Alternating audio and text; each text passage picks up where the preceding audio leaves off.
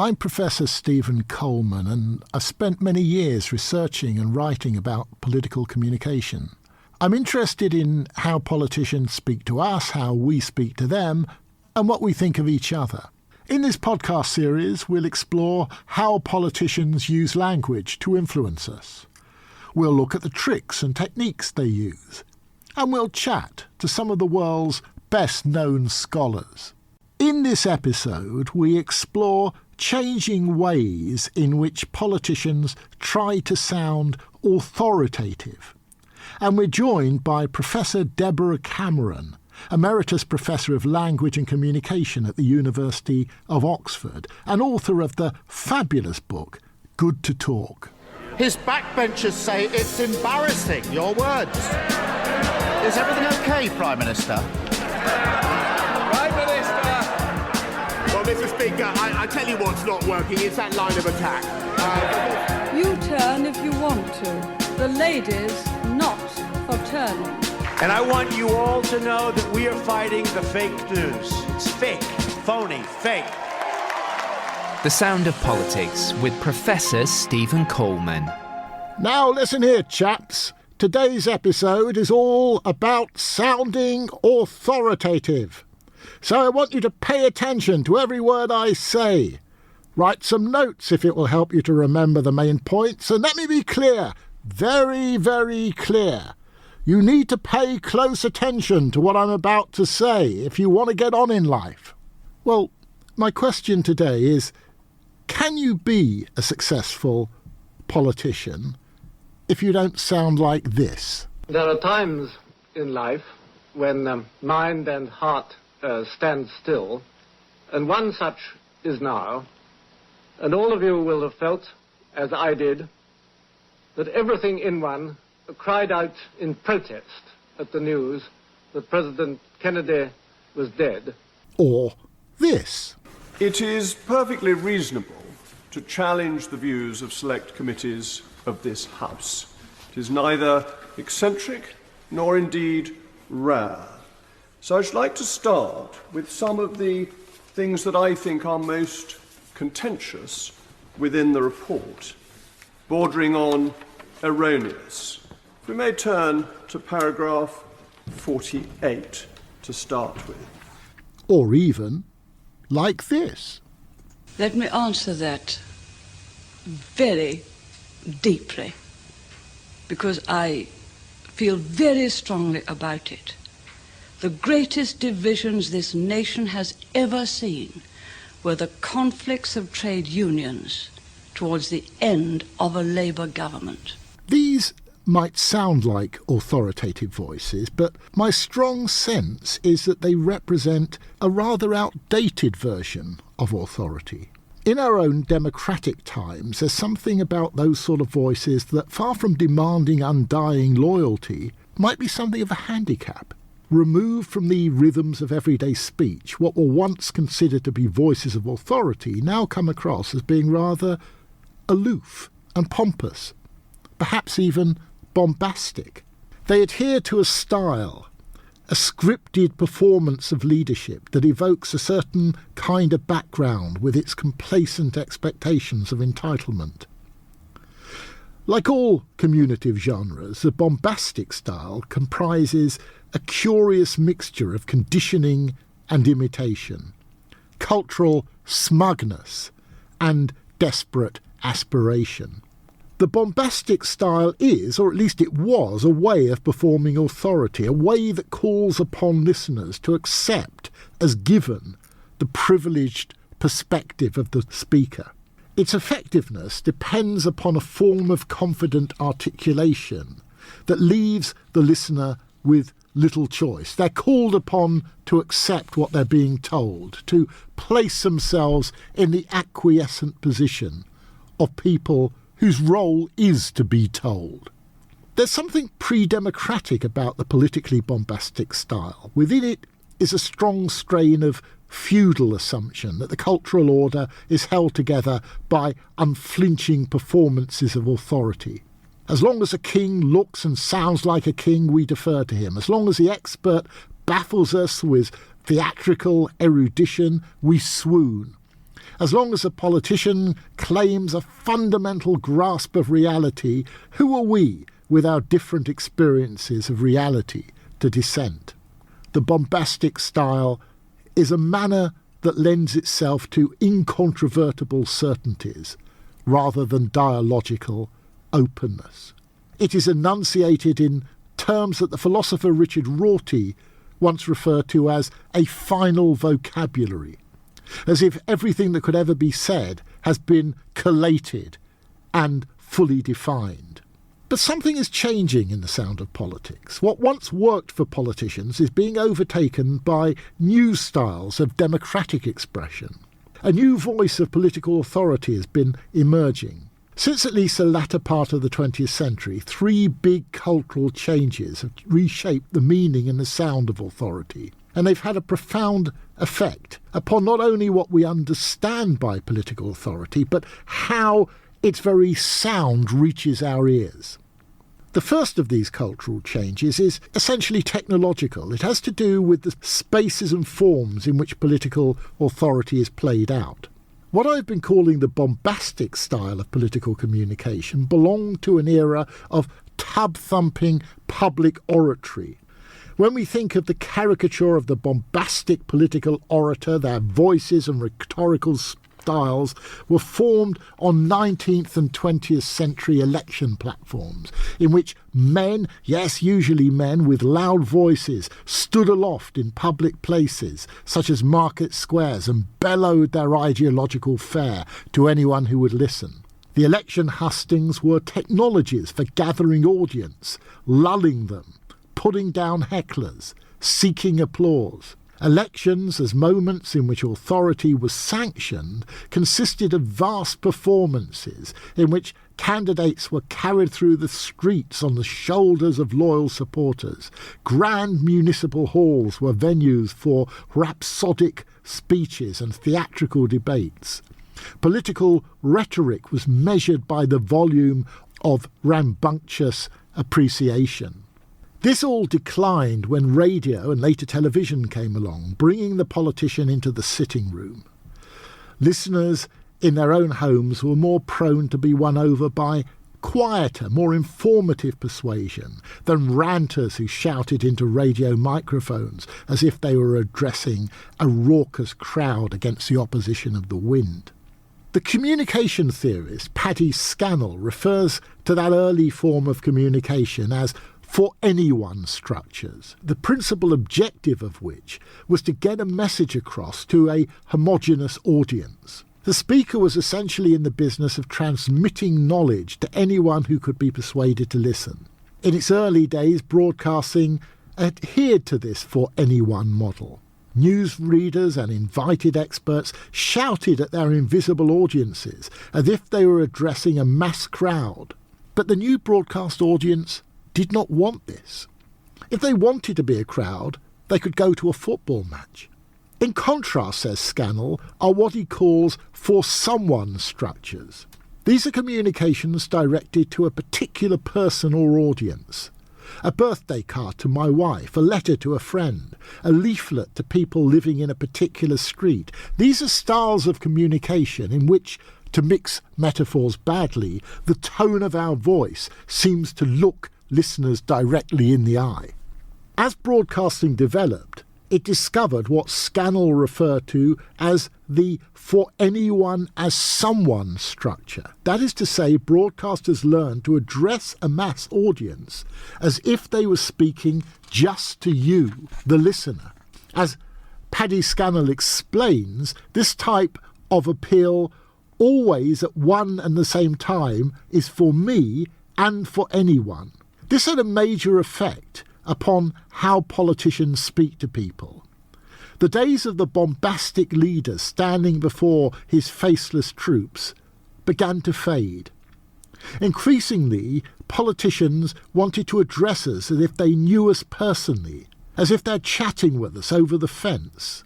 Of course, the crucial term here is as if. They don't really know us personally, but their democratic legitimacy depends on their doing a good impression of speaking just to us.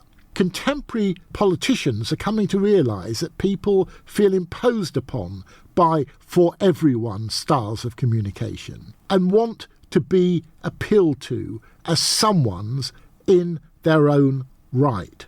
Of course, the effect frequently fails, and the simulation of conversational intimacy sounds like duplicity.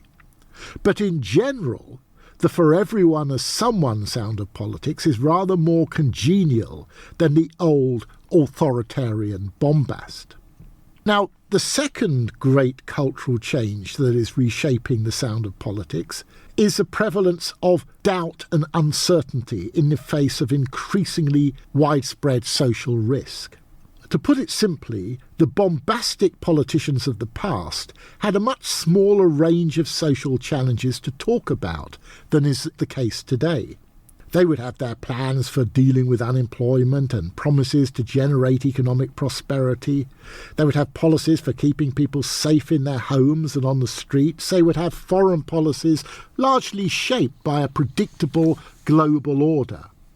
Contemporary politicians operate in conditions that are vastly more risky and unpredictable. Some commentators refer to the present as an age of permacrisis. Every time they think they've answered a question, the question seems to change. Think of pandemics, of global warming, think of drug wars and knife crime, think of rogue nations and high-level persistent rule breakers. Any politician who remains certain amidst this torrent of risk and volatility is likely to be dangerously out of touch. So expressions of contemporary political authority have much more to do with acknowledging the complexity of pressing questions than possessing dogmatically unyielding answers. The third cultural change that is reshaping the sound of political authority is the much broader range of voices that are being heard in politics these days. In every case, these new voices have not been invited into the political arena by its welcoming long-term inhabitants. They have had to fight to push the door open. And in many cases, the door remains at least half shut. Well, let me give you one significant example. Before Tony Blair became Prime Minister in 1997, there were more men in the House of Commons called John than there were women. When Margaret Thatcher won the 1979 general election, there were only 19 women MPs out of 635. In 1997, the number of women MPs had increased to 120. In 2019, it was 220, still only 34% of all elected MPs. It's been well documented, of course, that women MPs are subjected to particular kinds of abuse, condescension and dismissal that are couched in terms of gender prejudice, just as other political voices are faced with ethnic prejudice, religious prejudice and prejudices against disability. But what have they brought to the sound of politics? Can it be said that they're bringing a new way of articulating political authority? Well, Deborah Cameron, who is Emeritus Professor of Language and Communication at the University of Oxford, has done more than most to research the questions that I've just been raising.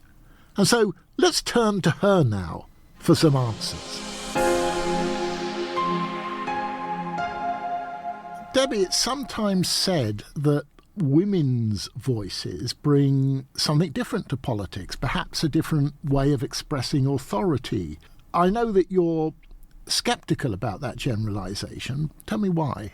Yeah, I mean, I have to agree with you on a kind of very literal level that women do bring something different to politics, and that's simply the fact that they're women. I mean, if you think about it, they're still a minority in most national level political assemblies. They've only, in most places, had the right to participate for about 100 years. So I'm not saying that there isn't anything different that they bring. But if you analyse the way that women politicians sort of present themselves, interact and so forth in various political situations, you actually find a great deal of variation among them, as you would actually expect. And you don't find them sort of bearing out the stereotype of how they're supposed to be different from men. I mean, in some cases, yes, but this usually turns out to be because of something other than their sex or gender per se. So, for instance, you might find women who have less political experience using a different sort of style of interaction or self-presentation from those who have much more political experience. And, the nature of that experience, what sorts of jobs they've had or assemblies they've been in seems to make a difference too. So women are, putting it in the short and boring way, pretty much like anybody else. And yet, media representations of female politicians seem to suggest, and perhaps more so suggest, that to quite forcefully argue that there's something different about women's voices in politics, something that changes the nature of the voters' relationship, for example. How does that come about? Where does that come from? Yeah, I think it is very interesting. I mean, there is, in fact, more than one variant of that. Sylvia Shaw and I did this analysis of both the actual debates in the 2015 British general election, which featured 3 women political leaders, so the most prominent women party leaders who had ever been in a British general election. And of course, debates are pretty new in Britain, televised debates. We looked at both how they actually performed and how the press reported on their performance. And we found there was a very strong stereotype, which has also been found in other countries, of women being less adversarial political speakers than men, of them trying to bring kind of consensus, conflict resolution, a more kind of, voter-friendly persona. So instead of, shouting at each other and talking over each other, contradicting, insulting, that sort of thing, the idea is that women try to have a more sensible, more relatable kind of conversation. And this was actually said, I remember in 1997, if you remember, when Tony Blair's landslide victory brought this record number of women into Parliament, particularly Labour women. And some of them were saying, well, women will just do politics differently. We are the ones who actually know what it is to operate in a democracy. And I think Gisela Stewart said this. So women are interested in getting the problem solved, not in sort of swapping insults. There is, however, a very different kind of stereotype, which tends to sort of come to the fore when the media are dealing with a woman who they don't like for some reason. So women can be said to be very, very aggressive, bossy. So the sort of portrayal that you saw when Hillary Clinton was running for office against Donald Trump. There was a lot of stuff about how her voice, she was a hectoring school mom, she was shrill, strident, aggressive, and so on. And the same sorts of things, I suppose, were said about Margaret Thatcher, though there was less of a discourse on it in those days because women leaders were really, really outliers. But someone did a study on media coverage of 2 Canadian general elections in the 1990s, which found that you could sort of see the stereotype in what was said about how their speech was reported. There were 3 parties in that election that were led by women. And they were always said to have, they accused or they blasted or they hit back at something, as though they had been, talking much more aggressively than the men who just kind of said things. But the researchers tried to look at whether they had actually used a more assertive style, because sometimes women, you can imagine women doing that to compensate for the idea that they're weak. But no, everybody in that election was kind of a tough talker. That was sort of the style at the time. But the women were portrayed differently just through the choice of speaking verbs. So there seem to be sort of 2 very polarized views of how women politicians are different, one of which is very positive. This is modern, this is democratic, this is what we should be trying for. They sort of show how it should be done. And that was very prominent in 2015 in Britain. And the other one being they've lost their femininity by going into politics and they're these aggressive, horrible, kind of shouty bitches. Right. And I mean, that's really fascinating and really infuriating, isn't it? Because, if you think about a politician like Margaret Thatcher, when she's being criticised for being a woman, she's seen as being strident and shrill, and when she's seen as being a man, she's seen as being aggressive and bullying. What was interesting, it seems to me, about Margaret Thatcher was that she really did rehearse her performance, and we know something about how she rehearsed that performance because she had the person who taught Billy Graham to teach her how to adapt her voice.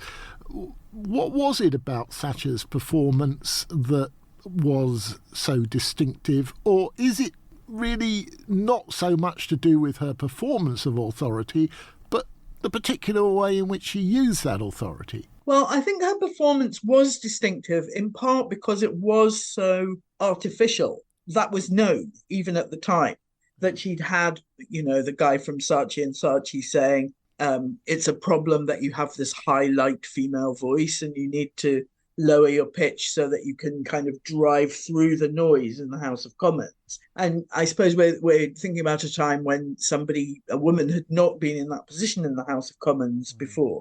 And the House of Commons is obviously a very particular sort of assembly.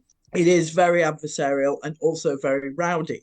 It has this tradition of people kind of yelling and heckling and all the rest of it, barracking.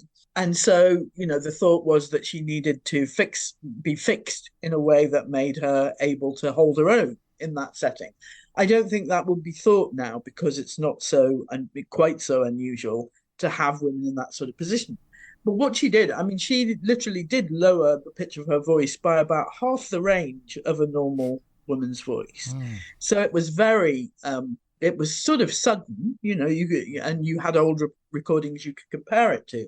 So people knew that she had sort of done something. She also learned to speak much more slowly, and she had it because it was much slower. It sort of changed the stress patterns as well.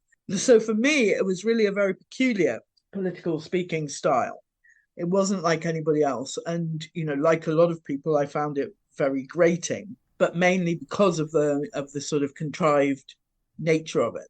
I think she didn't have any problem with authority, really, with Margaret Thatcher. I think that she genuinely was actually respected by the men who sort of served under her, if you like. And that, of course, was parodied on things like Spitting Image.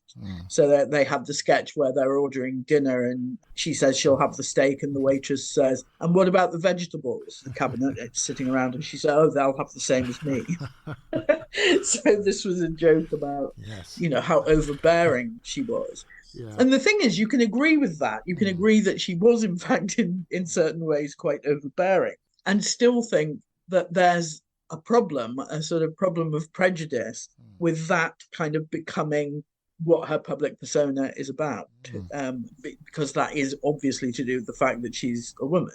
We've had plenty of overbearing male leaders, but they don't get caricatured in quite that way. I remember one of her ministers saying to me that you could bounce golf balls off of Margaret Thatcher and she wouldn't notice. She was tough. You wrote an article in Political Quarterly, a very good article, I thought, a couple of years ago. And in it you say, I'm quoting now, democratic discourse is not and cannot be uniformly civil. And I was interested in that comment because it goes against, in a quite subversive way, a lot of what we're told at the moment about the need for more civility and we should all be polite to each other and so on. So I wonder if you would make the case for incivility and impoliteness, Debbie. Well, I think that that democratic, part of what I was thinking about is this constant stuff about how women are great in modern democratic politics because they don't like an adversarial style. They like to cooperate. They like to collaborate. This comes from things like the work of the psychologist Carol Gilligan or the linguist Deborah Tannen, my near namesake, but someone who believes roughly the opposite of what I believe about language and gender. That the problem with politics for women is that the culture of it, the adversarial culture of it, which does involve a certain amount of incivility, it's not always polite, it's not always conciliatory, that doesn't suit them, and it's one of the things that keeps women out. And I think if that's true, then it is a sort of a problem, but the answer to it isn't to say, well, we can take the adversarial, uncivil, impolite part of politics away, because I don't think we can. I mean, what we have in, you know, the classic democratic political assembly is a bunch of parties which represent different interests within the population, and their interests, you know, not just different, conflicting. So there is going to be conflict, and people are going to need to express that. They are going to need to say things which other people might find offensive. I mean, I'm not saying that they have to be completely offensive, that politics needs to be a kind of, you know, a shouting match, or like, you know, Fox News or something. I'm not saying that. And we obviously do have various parliamentary regulations that are meant to prevent that. But the idea that that we can always look for consensus, and that we can always avoid verbal conflict in a legislature, seems to me either idealistic, sort of so liberal that it's forgotten that the interests being represented by the different parties are conflicting, rather than, you know, there are actual decisions to be made which will disappoint some people relative to others. Or else it's, I don't know, maybe it's a manifestation of the view that what governments should be doing is sort of management, technocratic management, and that can somehow be done in the interests of all the people simultaneously. I don't believe that. And I don't think the technocratic governments that you can see around the place are a very good advertisement for it either. You know, if it's true that conflict is part and parcel of doing democracy, then I think the language in which democratic discussions are had is bound to reflect that. And, you know, what it ends up doing, this idea that, oh, women are more civil and that's better, and actually it ends up placing a great weight of expectation on women that they will be civil. So when somebody comes out, some woman comes out and is not civil, they sort of stir up trouble in some way. Might be anybody from, you know, Anne Widdecombe or Nadine Dorries to Jess Phillips or Rosie Duffield, someone who sort of brings up an issue that people think is not part of the consensus. They get punished for it, I think, much more than the men do. So let me ask you a final question. I mean, you study language, and you're interested in voices. Are there politicians' voices that appeal to you? I mean, are there particularly listenable politicians' voices for you? Well, I think this possibly tells you something about me. I was thinking about this question because you did give me some notice of it. And I thought, oh my God, what I mostly think about is the ones that I find absolutely unlistenable. So with politicians that I'm prepared to give the time of day to, what I'm trying to do is listen to what they're saying more than their voice, and possibly the way they're saying it in the sense of rhetoric and so on. But the voice, that's something that, you know, you can't necessarily blame somebody. But in fact, there were politicians all my life. I can think of politicians whose voices I found quite unbearable, and I've had to turn them off whenever they came on the radio. Boris Johnson was one of those. I absolutely couldn't stand that kind of blustering type delivery. And it didn't help that he had the posh, you know, old Etonian voice. So I really hated him. I wasn't keen on Thatcher because of the artificiality. I didn't like Blair. I voted for him, but I didn't care for his way of speaking, whereas Brown was okay with me. So it's these people who have this very mannered delivery, I guess, that really kind of doesn't appeal, whatever kind of mannered delivery it might be. Look, that's been really fascinating, Debbie. Thank you very much for those answers and for helping us to think about this relationship between gender and political authority, and indeed whether gender's just not an important variable in relation to what is a quite separate concept to be studied. So thanks very much indeed. His backbenchers say it's embarrassing, your words. Is everything okay, Prime Minister? Prime Minister!